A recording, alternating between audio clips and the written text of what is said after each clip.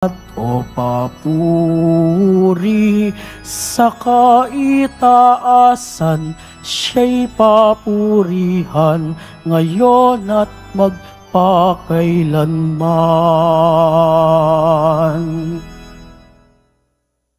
Sa ngala ng Ama at ng Anak at ng Espiritu Santo, Amen. sumainyo ang Panginoon. At sumayo rin. Mga kapatid, aminin po natin ang ating mga kasalanan upang marapat tayong gumanap sa banal na pagdiriwang.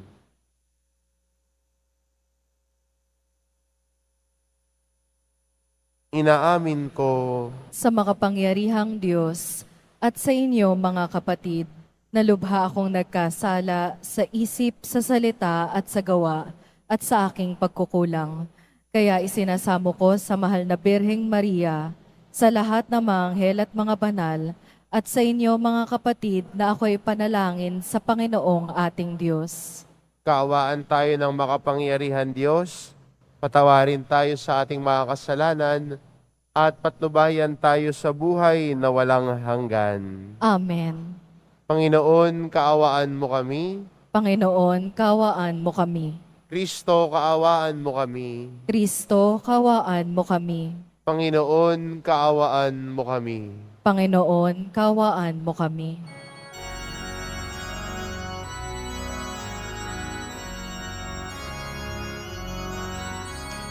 Papuri sa Diyos, papuri sa Diyos, papuri sa Diyos sa kaitaasan, at sa lupa'y kapayapaan, at sa lupa'y kapayapaan sa mga taong inalulugdan niya. Pinupuri ka namin, dinarangal ka namin, sinasamba ka namin, ipinagbubundi ka namin, pinasasalamatan ka namin. Dahil sa dakila mong angking kapurihan, Panginoong Diyos, Hari ng langit, Diyos amang makapangyarihan sa lahat, Panginoong Hesu Kristo, buktong na anak, Panginoong Diyos, Kordero ng Diyos, anak ng Ama. Ikaw na nag-aalis ng mga kasalanan ng sanlibutan, maawa ka sa amin. Ikaw na nag-aalis ng mga kasalanan ng sanlibutan, tanggapin mo ang aming kahilingan, tanggapin mo ang aming kahilingan. Ikaw na naluluklok sa kanan ng Ama, maawa ka sa amin, sapagkat ikaw lamang ang banal at ang kataas-taasan. Ikaw lamang, O Hesukristo, ang Panginoon. kasama ng Espiritu Santo sa kadakilaan ng Diyos Ama. Amen. Ng Diyos Ama. Amen. Papuri sa Diyos. Papuri sa Diyos. Papuri sa Diyos sa kaitaasan.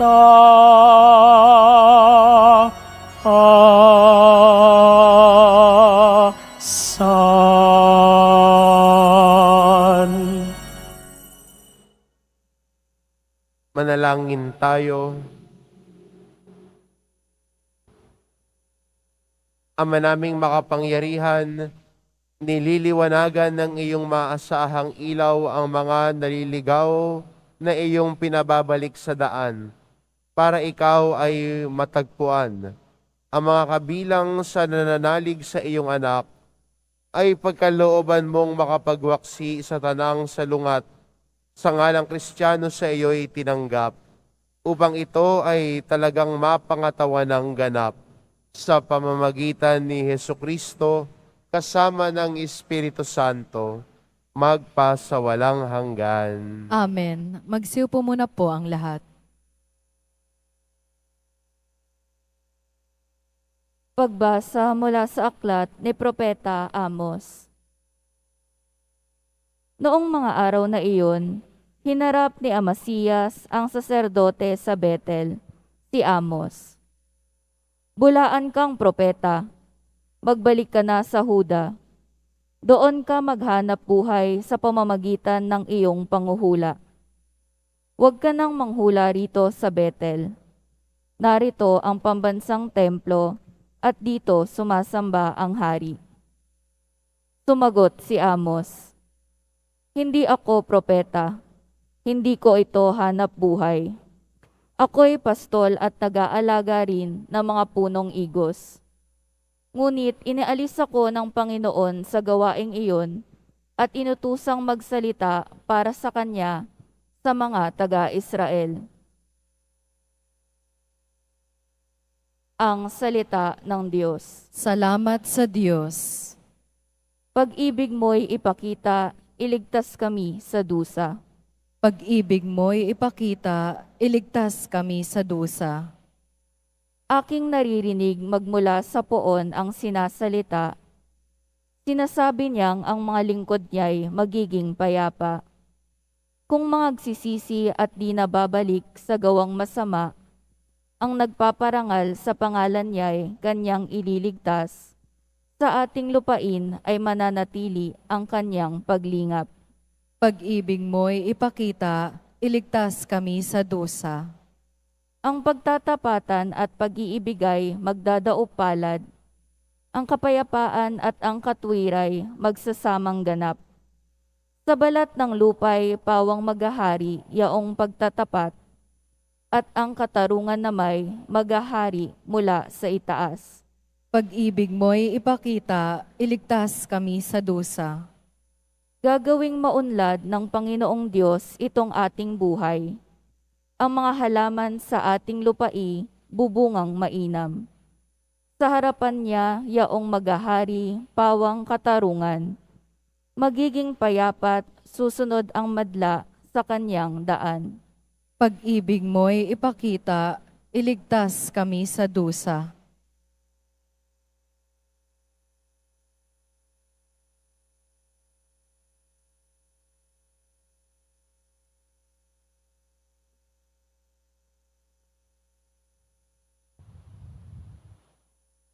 Pagbasa mula sa sulat ni Apostol San Pablo sa mga taga-Efeso. Magpasalamat tayo sa Diyos at Ama ng ating Panginoong Hesukristo. Pinagkalooban niya tayo ng lahat ng pagpapalang spiritual dahil sa ating pakikipag-isa kay Kristo. At sa ating pakikipag-isang ito, hinirang na niya tayo bago pa nilikha ang sanlibutan upang maging banal at walang kapintasan sa harapan niya. Dahil sa pag-ibig ng Diyos, tayo kanyang itinalaga upang maging mga anak niya sa pamamagitan ni Hesus Kristo. Iyan ang kanyang layunin at kalooban. Purihin natin siya dahil sa kanyang kahanghang pagkalinga sa atin sa pamamagitan ng kanyang minamahal na anak. Tinubos tayo ni Kristo sa pamamagitan ng kanyang kamatayan at sa gayoy pinatawad na ang ating mga kasalanan. Gayon kadakila ang pag-ibig na ipinadamas niya sa atin. Binigyan niya tayo ng karunungan at kabatiran upang lubos nating maunawaan ang kanyang lihim at panukala sa isa sa katuparan sa pamamagitan ni Kristo pagdating ng takdang panahon. Ang panukalang ito ay pag-isahin kay Kristo ang lahat ng nasa langit at nasa lupa. At dahil kay Kristo, kami naging bayan ng Diyos na nagsagawa ng lahat ng bagay ayon sa kanyang panukala at kalooban. Nangyari ito nang kami hirangin niya noon panguna. Kaming mga unang umasa kay Kristo sa lalong ikadadakila niya. Kayo may naging bayan ng Diyos nang kayo'y manalig sa Kanya matapos niyong marinig ang salita ng katotohanan, ang mabuting balita na nagdudulot ng kaligtasan. Kaya't ipinagkaloob sa inyo ang Espiritu Santong ipinangako ng Diyos bilang tatak ng paghahirang sa inyo. Ang Espiritu ng katibayan ng mga pangako ng Diyos sa ating mga hinirang hanggang kamtan natin ang lubos na kaligtasan. Purihin natin ang kanyang kadakilaan. Ang salita ng Diyos. Salamat sa Diyos. Magsitayo na po ang lahat.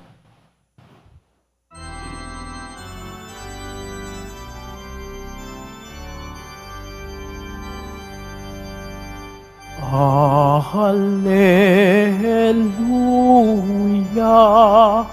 Hallelujah, Hallelujah, Hallelujah.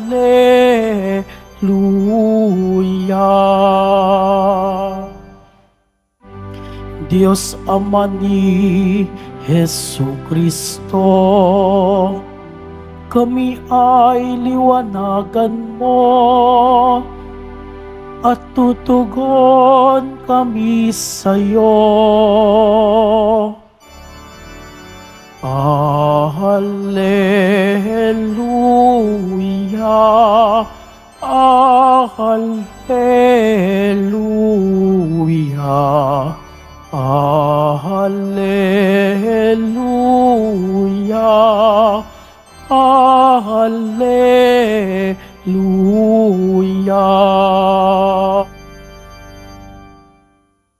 Sumainyo ang Panginoon. At sumayo rin. Ang mabuting balita ng Panginoon ayon kay San Marcos. Papuri sa iyo, Panginoon. Noong panong iyon, tinawag ni Jesus ang 12 at sinugong 12.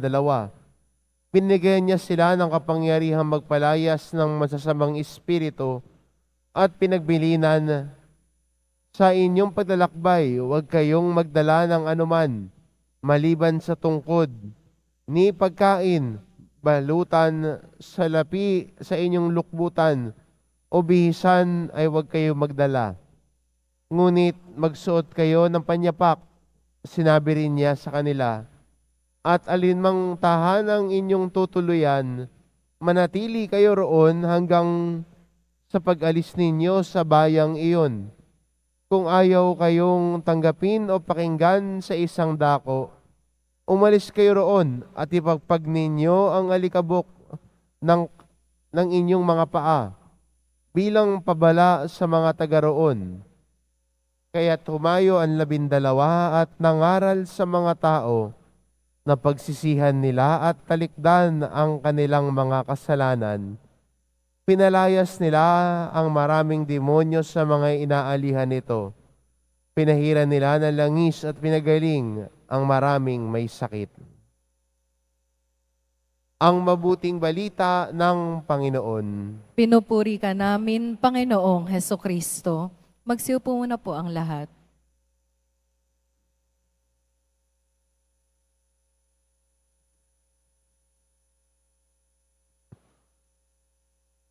Sa ating ebanghelyo, narinig natin na binili ni Jesus sa kanyang mga alagad na sa kanilang pag-alis, pagpunta nila sa bawat bayan, ang dadalhin lamang nila ay tungkod.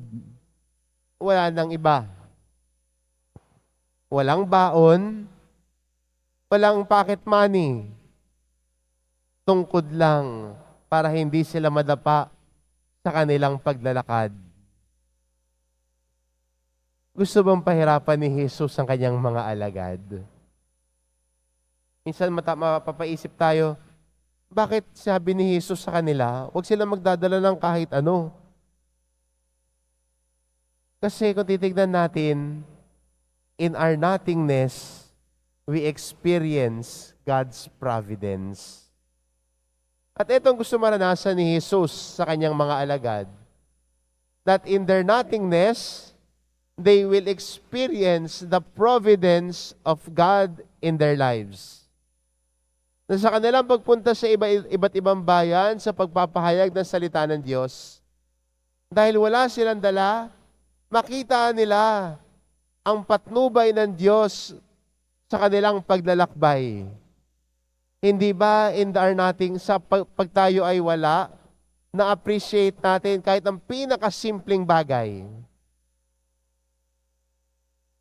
At ito rin ang nais paalala sa atin ni Jesus, na mas magtiwala sa patnubay ng Diyos, magtiwala sa providence of God,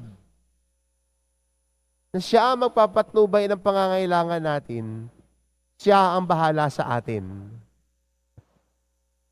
Kaya maganda rin bilang Kristiyano, na may tiwala tayo sa Diyos. Magkaroon ng tiwala sa patnubay niya. Kasi kung meron tayong tiwala sa Diyos, meron tayong tiwala sa patnubay niya, sa kanyang pagkalinga, lumalago tayo sa pananampalataya. Minsan nga lang aminin natin tayo mga Kristiyano, mahilig tayo sa plan B. Hindi Kaso nga lang, yung plan B natin, maglalayo sa atin sa tiwala sa Diyos. Halimbawa pupunta nga dito sa Quiapo, magdadasal, sabihin natin kay Lord, Lord, magtitiwala po ako sa inyo. At paglabas ninyo, may makikita kayo, sasabihin sa'yo, Ma'am, bili na po kayo nito.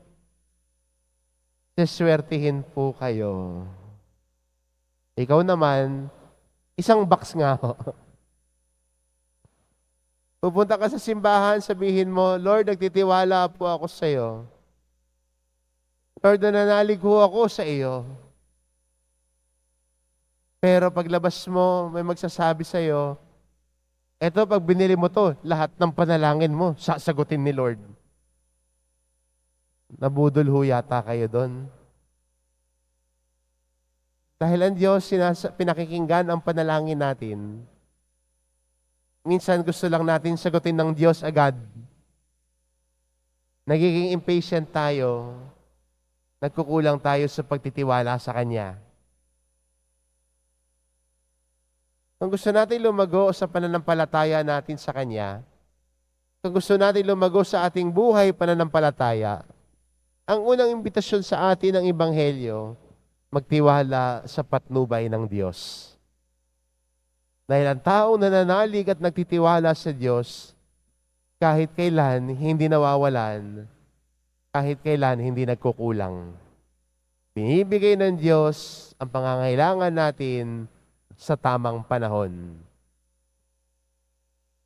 Naalala ko nung nagsimula yung lockdown, after ilang mga linggo o after ng isang buwan, napansin ko wala na po akong sabon. Siyempre, kailangan mo mag-disinfect, maliligo ka. Lalo na ho kami, mga pari, hindi naman ho kami nakakulong lamang. Patuloy pa rin ho kaming umiikot sa mga bahay para magbigay ng tulong at ayuda. So araw-araw naliligo ka dahil kailangan mo mag-disinfect. At napansin ko ho yung sabon ko, ganito na lang ho kaliit. Pinagtsatsagaan ko na lang ho. At nung tinanong ko po yung kasama namin sa kumbento, tinanong ko, kailan ka pa mag-grocery? Sabi sa akin, Father, next week pa. Sabi ko, nako, pwede na kaya yung joy? Di ba 99.9% naman na natatanggal niyan? Yun na lang kaya gamitin ko. Tinanong ko, pag walang-wala na, baka meron tayong Tide dyan, yan na lang panliligo ko. At kinahaponan ho, pagbaba ko, ay nagsabi sa akin, Father, may nagbigay po, punta po kayo sa lamesa ninyo, sa may kainan. Pagpunta ko doon, may toothpaste. Sabi ko, marami pa akong toothpaste eh. Tapos tinanong ko yung kusinera namin, tinanong ko siya, may toothpaste ka pa ba? Father, ganun na lang. Hinati ko na ho yung lalagyanan, kinakaskas ko na ho. Sabi ko, ito toothpaste, sinagot ng Diyos ang panalangin mo, mag-toothbrush ka. At katabi ng toothpaste, may sabon. Sabi ko, ay makakaligo na ako. Pero, tayo nung panahon ng nung kasagsagan ng pandemya, may kanya-kanyang kwento ng patnubay ng Diyos at hindi tayo pinabayaan ng Diyos. Binibigay ng Diyos yung pangangailangan natin sa tamang panahon. Huwag tayong mainip sa harapan ng Diyos. God provides for our needs. In our nothingness, we experience His care for us. Yun ho yung una, pagtitiwala sa patnubay ng Diyos. Pangalawa ho, ang bilin ni Jesus sa kanyang mga alagad na manatili sila sa bahay ng kanilang tinutuluyan. Bakit sa bahay nais ni Jesus na manatili ang mga alagad? Ba't hindi na lang sinabi ni Jesus sa kanyang mga alagad, o eto pera, pambayad mo ng upa, maghanap ka ng kwartong matutuluyan mo. Pero ang sabi ni Jesus sa kanyang alagad, manatili kayo sa inyong bahay, sa mga bahay. May tatanggap sa inyo roon. Anong meron sa bahay? May pamilya. At sa bawat pamilya, laging merong hapagkainan. Hindi ho ba? At kung titignan natin yung estilo ho ni Jesus, kung saan pinapahayag niya ang mabuting balita sa mga tao, ginagawa niya ito sa hapagkainan. Kaya nga hindi ba ang pinupukol ng mga iskriba at pariseo sa kanya na issue, sinasabi nila, ayan, matakaw yan at maglalasing. Laging nasa kainan yan. Pero yun ang pamamaraan sa pamamagitan ng pagsasalo sa hapagkainan para si Jesus ay ipahayag ang mabuting balita sa mga nakikinig sa Kanya. Kaya maganda rin po sana sa atin bilang Kristiyano kung paano ang mga alagad inutusan ni Jesus na ang mabuting balita ay ipahayag sa hapagkainan ng bawat pamilya. Sana wag din nating kalimutan ito, na ang mabuting balita din po sana ay hindi lamang sa simbahan natin naririnig, sa hapag ng Panginoon, kung saan tayo bilang mga Kristiyano ay bilang isang pamilya at nananalig, sama-samang nagtitipon, sama-sama nakikiisa sa piging ng Panginoon, sama-samang nakikinig sa aral at turo ng Panginoon. Sana sa ating bawat pamilya, may puwang din sa ating mga hapag na ang mabuting balita ay maipahayag.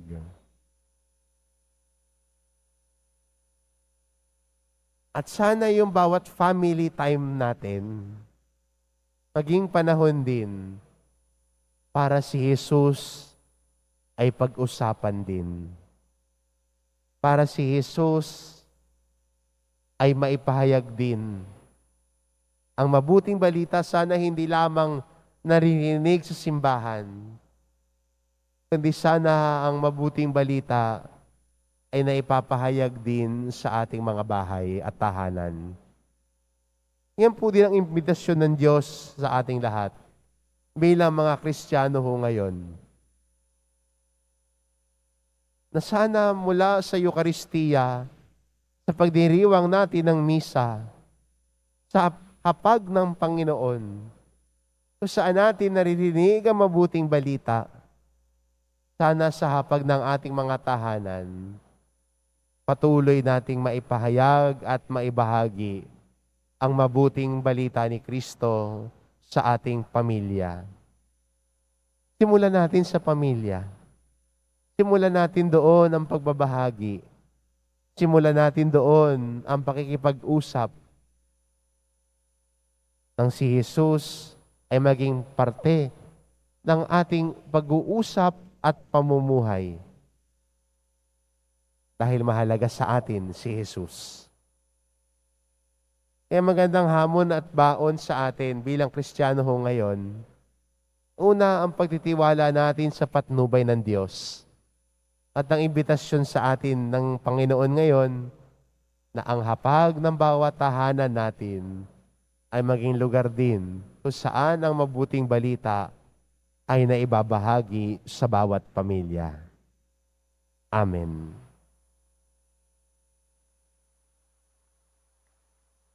Magsitayo na po ang lahat.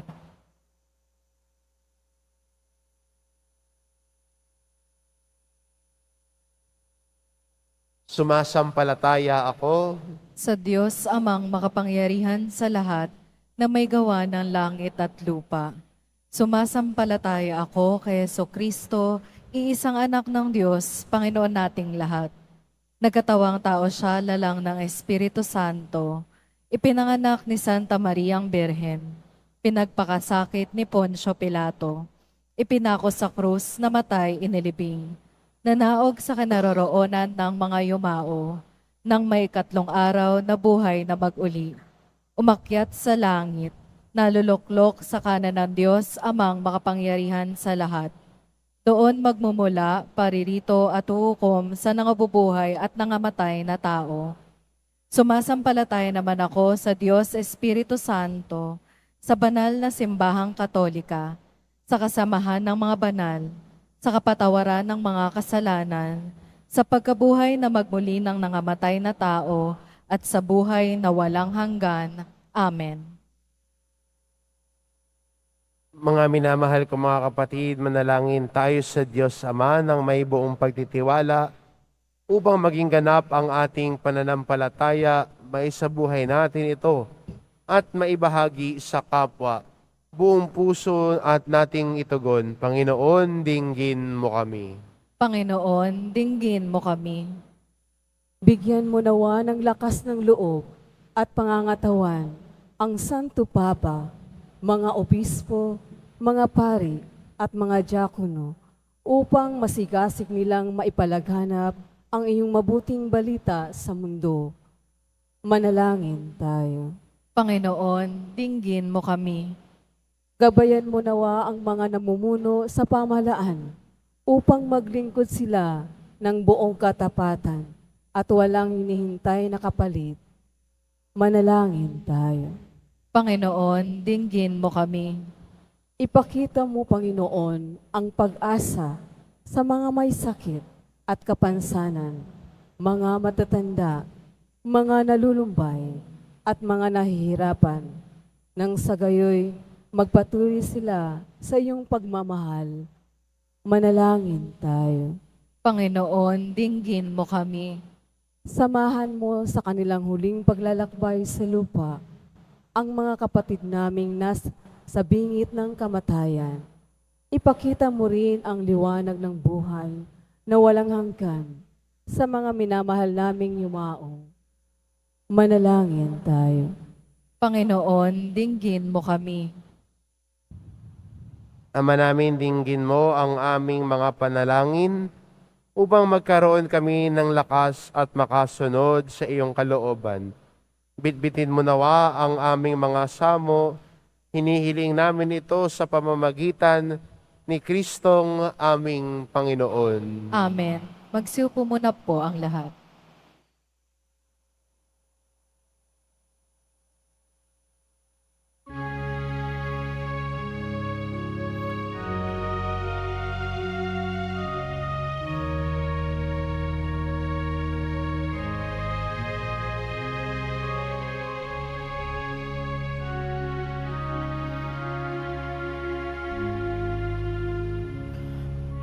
Aming alay sa'yo, Panginoon. Ang tinapay at alak na iyong kaloob upang gunitain ang iyong buhay na inialay nang tayo'y magdiwang bilang isang sambayanan.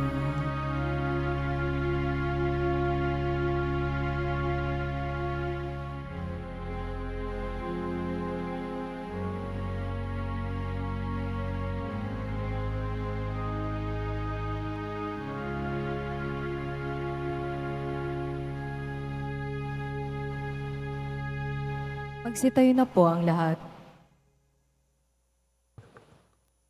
Manalangin kayo mga kapatid upang ang paghahain natin ay kalugdan ng Diyos amang makapangyarihan. Tanggapin nawa ng Panginoon itong paghahain sa iyong mga kamay, sa kapurihan niya at karangalan, sa ating kapakinabangan at sa buong sambayanan niyang banal. Ama naming lumikha, tunghayan mo ang mga alay ng iyong sumasamong sambayanan at tanggapin mo ang mga ito para madagdagan ang iyong kabanalan sa mga nananalig na tunay sa pamamagitan ni Hesukristo kasama ng Espiritu Santo magpa sa walang hanggan. Amen. Sumainyo ang Panginoon. At sumayuri, Itaas sa Diyos ang inyong puso at diwa. itinaas na namin sa Panginoon. Pasalamatan natin ang Panginoong ating Diyos. Marapat na siya'y pasalamatan. Ama naming makapangyarihan, tunay ngang marapat na ikaw ay aming pasalamatan sa pamamagitan ni Hesukristo na aming Panginoon. Lubhang nabagbag ang kanyang loob sa pagkakamali ng tao sa sansinukob. Kaya't minabuti niyang siya'y ipanganak ng birheng bukod mong pinagpala sa babaeng lahat. Sa labi ng imbing kamatayan kami ay inagaw ng namatay mong anak. Sa pagkabuhay niya kami kanyang binuhay upang kaugnayan namin sa iyo'y huwag magwakas. Kaya kaisa ng mga anghel na nagsisiawit ng papuri sa iyo nang walang humpay sa kalangitan, kami nagbubunyi sa iyong kadakilaan.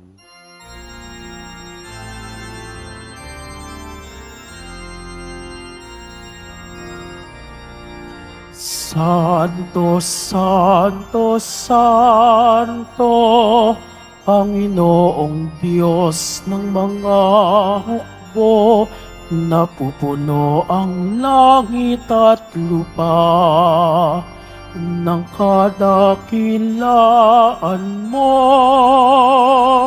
Hosana sa kaitaasan, pinagpala ang naparirito sa ngalan ng Panginoon. Hosana sa kaitaasan. Magsilod po ang lahat.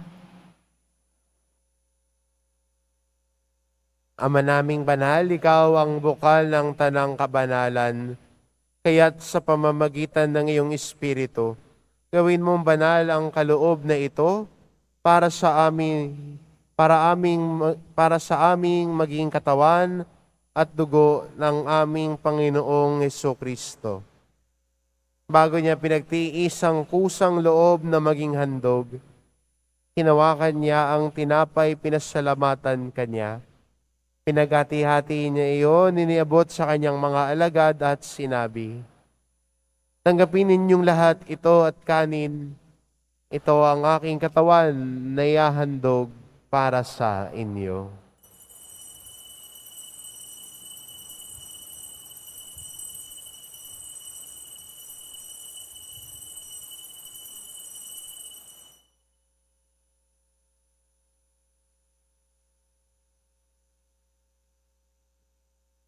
Gayun din naman nang matapos ang hapunan, hinawakan niya ang kalis.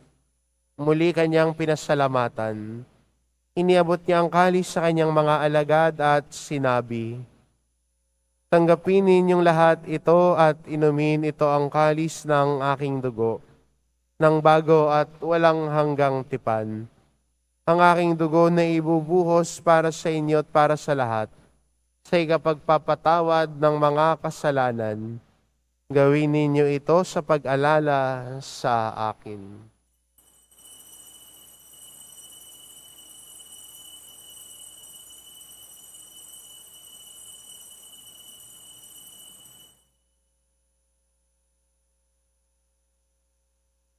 Magsitayo na po ang lahat.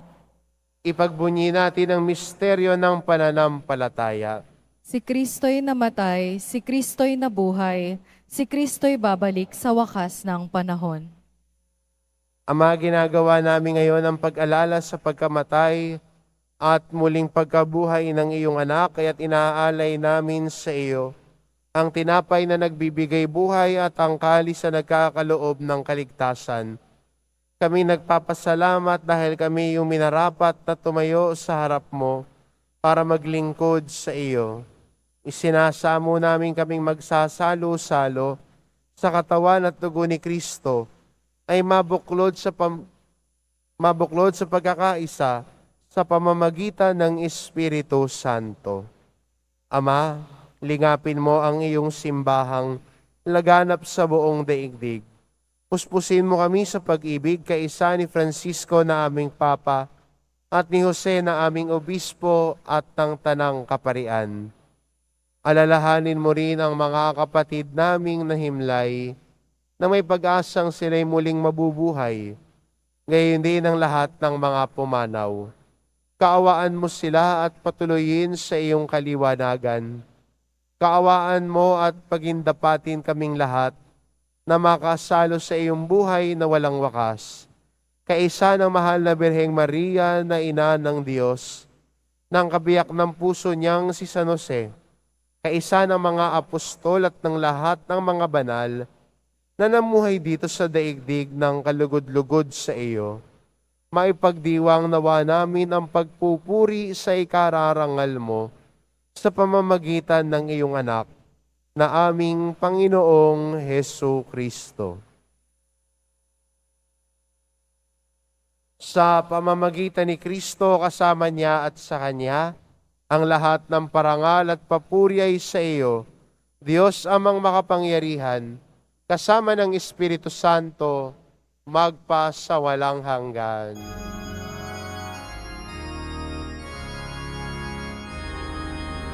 Amen. Amen. Amen. Amen.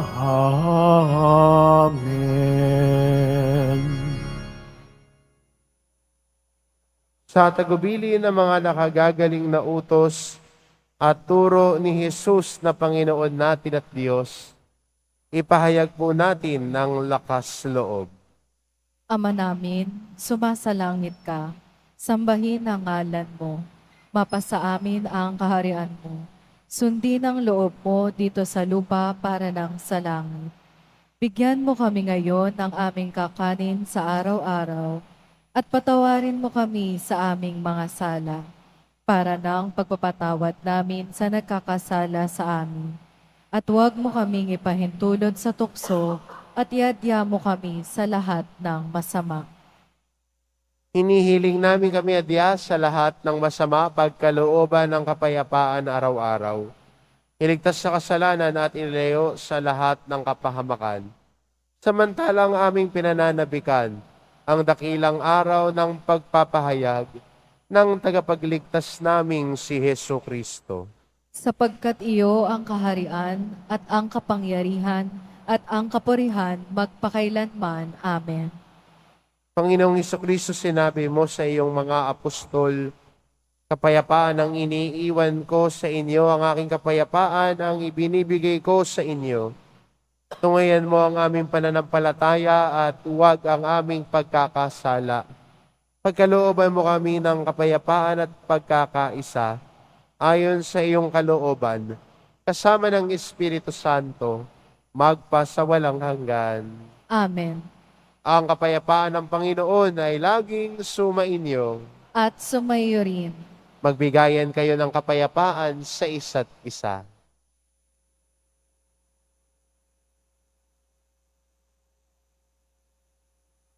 Kordero ng Diyos na nag-aalis ng mga kasalanan ng sanlibutan, maawa ka sa amin. Kordero ng Diyos na nag-aalis ng mga kasalanan ng sanlibutan, maawa ka sa amin.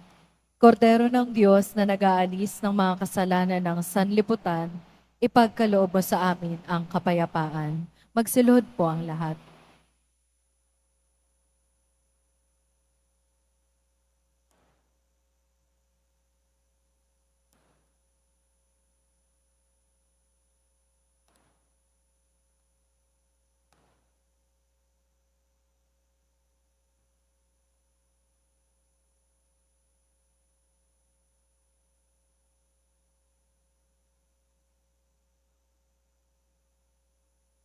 Ito ang kordero ng Diyos, ito nag-aalis ng kasalanan ng sanlibutan. Papaala ng mga inaanyayahan sa kanyang piging. Panginoon, hindi ako karapat-dapat na magpatuloy sa iyo. Ngunit sa isang salita mo lamang ay gagaling na ako.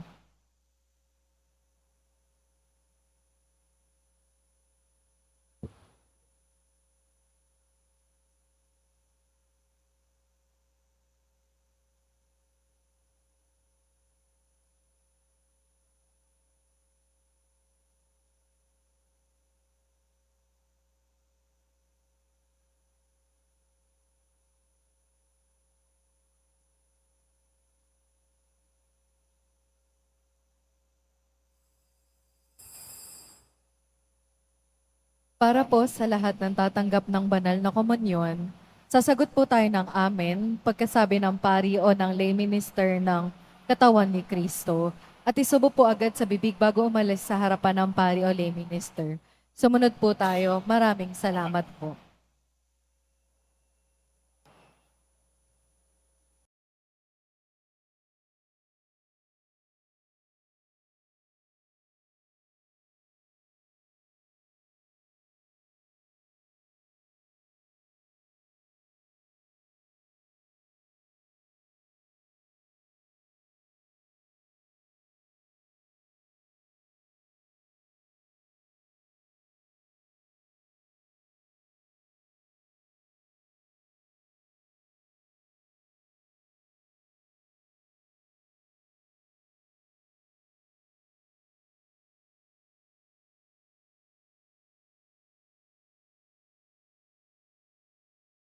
Manalangin tayo. Ama naming mapagmahal, kaming mga pinapagsalo mo sa piging na banal, ay makatanggap nawa ng bungang karagdagan ng iyong pagliligtas na aming ipinagdiriwang sa pamamagitan ni Hesu Kristo kasama ng Espiritu Santo, magpasawalang hanggan. Amen. Sumainyo ang Panginoon. At sumayo rin. Mahal na pong Isus Nazareno, inihayag mo sa pamamagitan ng krus ang walang maliw na pag-ibig ng Diyos sa sangkatauhan. Pakinggan mo ang kahilingan ng iyong angkan na nagsusumamo sa iyo. Makamtanawa nila ang iyong katugunan at tanggapin ang kasagutan ng may utang na loob na tinatanaw. Basbasan din po ninyo ang mga may daladala nilang imahen at dasalan. Sa pamamagitan ng bendisyon na ito, naway maalala nila ang mga pangako nila noon sa binyag, na ikaw ang kanilang iibigin at paglilingkuran bilang Panginoon magpasawalang hanggan. Amen. At pagpalain kayo ng ating mapagmahal na Diyos, ang Ama at ang Anak at ang Espiritu Santo. Amen. Tumayo kayo, taglay ang kapayapaan ng poong Jesus Nazareno. Salamat sa Diyos.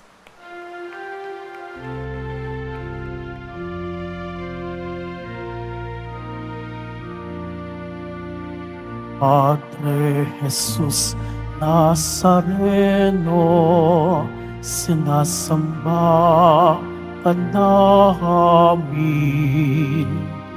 Pinipintuho ka namin, aral mo ang aming buhay at kaligtasan. Nuestro Padre Jesus Nazareno, iligtas mo kami sa kasalanan. Ang krus mong kinamatayan ay sagisag ng aming kaligtasan.